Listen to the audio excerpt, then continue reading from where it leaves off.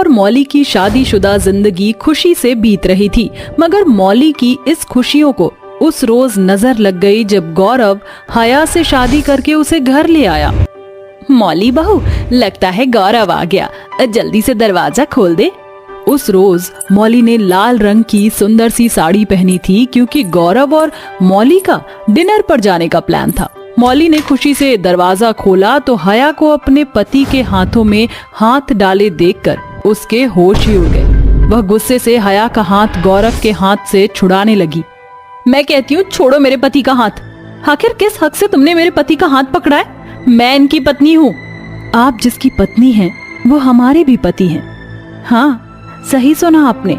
गौरव हमारे शौहर हैं। हमसे निकाह करके उन्होंने हमें अपनी बीवी बनाया है।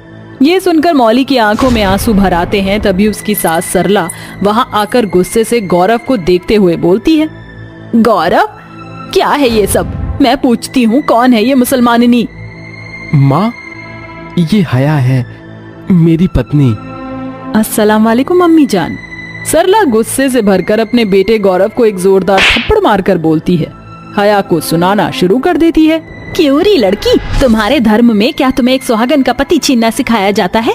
जानती है एक सुहागन औरत के लिए उसका मांग का सिंदूर उसका सबसे बड़ा मान होता है, और तूने मेरी बहू से उसका मान, उसका गुरूर छीन लिया। मगर तुम मुसलमानिनी सिंदूर का मोल क्या समझेगी? चल बहू। हया को बुरा भला कहकर सरला मौली को कमरे में ले जाती है। हया, तुम माँ की बातों को दिल से मत लगाना। हम समझते हैं गौरव। अगली सुबह मौली अपने कमरे से हया का सामान बाहर फेंकने लगती है। तभी हया की आंख खुल जाती है। या अल्लाह, ये सब क्या कर रही हैं आपा? तुझे यहाँ से भगाने की तैयारी। देखिए, हम आपका गम समझती हैं। हाँ, तू नहीं समझती। अगर तू मेरा गम समझती होती तो मेरी सौतन ना बनती और मुझसे मेरा पति नहीं छीनती। मौली, हया ने मुझे तुमसे नहीं छीना। मैंने अपनी मर्जी से उससे शादी की है।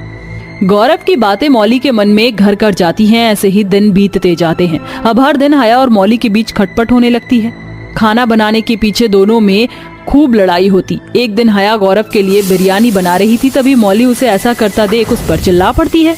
राम राम राम राम, हया तुम्हारी हिम्मत कैसे हुई मेरी रसोई में मांस मच्छी पकाने की? ये सब यहाँ नहीं चलेगा। इस रसोई पर मेरा भी उतना ही हक है जितना कि आपका है। आज मैं अपनी खुशियों में आपकी खलल बर्दाश्त नहीं करूंगी। आप चले जाएं यहाँ से। अचानक गांव की कुछ पड़ोसन हैं सरला के घर आ जाती हैं और दोनों को लड़ता झगड़ता देखकर सरल की खूब हंसी उड़ाती हैं। अरे देखो देखो बहनों, सरला की दोनों हिंदू मुस्लिम बहुएं कैसे कुत्ते बिल्लियों की तरह लड़ रही हैं। वैसे सरला तेरी तो अच्छी कट रही होगी और तेरे बेटे के दोनों हाथों में लड्डू है। राम ही जाने ये दोनों सौतन एक ही छत के नीचे कैसे रह रही हैं। अगर सरला की जगह मैं होती तो कब का डूब धस कर मर जाती। पड़ोसनों को यूं अपनी सास को सुनाता देखकर हया और मौली बोलती हैं, बस कीजिए आप सभी, आपको कोई हक नहीं हमारी अम्मी जान को यूं रुस्वा करने की। आप हमें गलत ठहराइए, कसूर हमने किया है इसलिए हमें सुनाइए। मनोरमा काकी, प्रेमा काकी, आप दोनों का घर भी कोई दूध का दूल्हा नहीं है, इसीलिए फिर कभी मेरे घर की तरफ उंगली मत उठाना। वो रहा दरवाजा, आप जा सकती हैं। सभी वहाँ से चली जाती हैं और सरला रात भर अपनी दोनों बहुओं के बारे में सोचती रह जाती है। हे भगवान, ये तूने मुझे किस दो राहे पर लाकर खड़ा कर दिया है, जहाँ ना गलती हया की है और ना मेरी बहू मौली की। मेरी मदद कर ताकि कल मेरे हाथों सही फैसला हो। अगली सुबह होते ही सरला अपने दोनों हिंदू मुस्लिम बहू को रसोई में बुलाती है। जी अम्मी जान, बताएं आपने हमें यहाँ क्यों बुलाया है? हाया मौली, आज तुम दोनों को एक परीक्षा पास करनी है। कैसी परीक्षा माँ जी? समझ लो, आज तुम दोनों की पहली रसोई है जिसमें तुम्हें खाना बनाना है। पति के दिल का रास्ता उसके पेट से होकर गुजरता है। आज तुम दोनों में से जिसका भी बनाया खाना मेरे बेटे गौरव को भाएगा, वही मेरे बेटे की असली पत्नी कहलाएगी। दोनों बहुएं रसोई के शर्त के लिए रेडी हो जाती हैं और हिंदू मुस्लिम तरीके से खाना बनाना शुरू कर देती हैं। या अल्लाह, हमारी मदद करें ताकि हम अपने शौहर के लिए सबसे स्वादिष्ट खाना बना पाएं। हे मां अन्नपूर्णा, मेरी मदद करना ताकि मैं सबसे अच्छा खाना बना सकूं। मेरे हाथों को अपने स्वाद से भर देना माँ।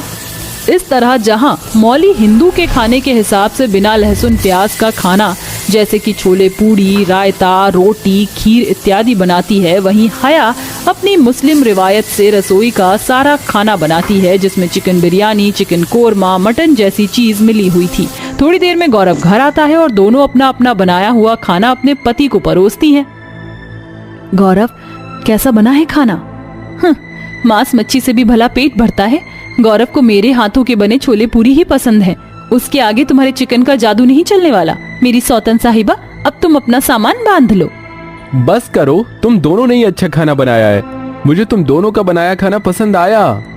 ये सुनकर हया खुश हो जाती है। तभी वह बेहोश होकर जमीन पर गिर जाती है, जिसे देखकर गौरव जल्दी से डॉक्टर को बुलाता है। अपनी सौतन को बेहोश देखकर मौली भी मन ही मन चिंताओं में घुली जा रही थी। डॉक्टर, हया ठीक तो हो जाएगी ना? चिंता की कोई बात नहीं है। ऐसे हालात में कभी कभी चक्कर आ जाते हैं। कैसी हालत? हया माँ बनने वाली है। वो 3 महीने प्रेग्नेंट है। अच्छा, मैं चलता हूँ। ये सुनकर मौली का चेहरा फीका पड़ जाता है और वह पूछती है, गौरव, हया को इस घर में आए 1 महीना भी पूरा नहीं हुआ, फिर ये 3 महीने प्रेग्नेंट कैसे है? बताओ। मौली के सवाल सुनकर गौरव की आंखों के आगे उसके हाथों हुई भूल झांकने लगती है। गौरव जिस कंपनी में काम करता था, हाल ही में हया ने उस कंपनी को ज्वाइन किया था और गौरव का ध्यान कब अपनी बीवी को छोड़कर हया पर बट गया। हया, तुम अभी तक घर नहीं गई? नो, वो सर ने कहा था कि हमें ये फाइल पूरी करके घर जाना है। बस काम खत्म होते ही हम निकल जाएंगे। ठीक है, फिर मैं रुक जाता हूँ। अचानक ऑफिस की लाइट चली जाती है और जोर जोर से बिजली कड़कने लगती है। तभी हया गौरव के गले लग जाती है और फिर दोनों के दायरे टूट जाते हैं। अगली सुबह गौरव हया से नजरें चुराता हुआ कहता है, आई एम सॉरी हया, मुझसे भूल हो गई। मैं अपनी बीवी को धोखा नहीं दे सकता। हया को जैसे ही गौरव की शादीशुदा होने की बात पता चलती है तो उसके होश उड़ जाते हैं, मगर वह गौरव को गलत नहीं ठहराती। कुछ दिन बाद हया को अपने प्रेग्नेंट होने की बात पता चलती है। गौरव, हम प्रेग्नेंट हैं। अगर ऐसे हालात में आपने हमें ठुकरा दिया तो हमारे बच्चे की सारी जिंदगी जिल्लत सहनी होगी। आप हमें कबूल कर लें, अपने घर में हमें थोड़ी सी जगह दे दें, हमें और कुछ नहीं चाहिए। और आखिर में गौरव हया से शादी करके उसे घर ले आता है। तुम ही फैसला करो मौली, क्या हया को इन हालातों में छोड़ना सही होता? कहाँ जाती वो बेचारी? वो एक भूल मेरी आंखों पर नाचती रहती है। थोड़ी ही देर में हया होश में आ जाती है और मौली उसे गले से लगाकर कहती है, मुझे माफ कर देना हया, मुझे नहीं पता था कि तुम अकेले इतना कुछ झेल रही थी, मगर अब सारा सच मेरे सामने आ गया है। तो मैं तुम्हें अपनी बहन की तरह रखूंगी। हम दोनों आने वाले नन्हे मेहमान की माँ बनकर रहेंगी। ये सुनकर हया की आंखों में आंसू आ जाते हैं। इस तरह मौली और हया बीती बातें भुलाकर एक साथ बहनों की तरह घुल मिलकर रहने लगती हैं।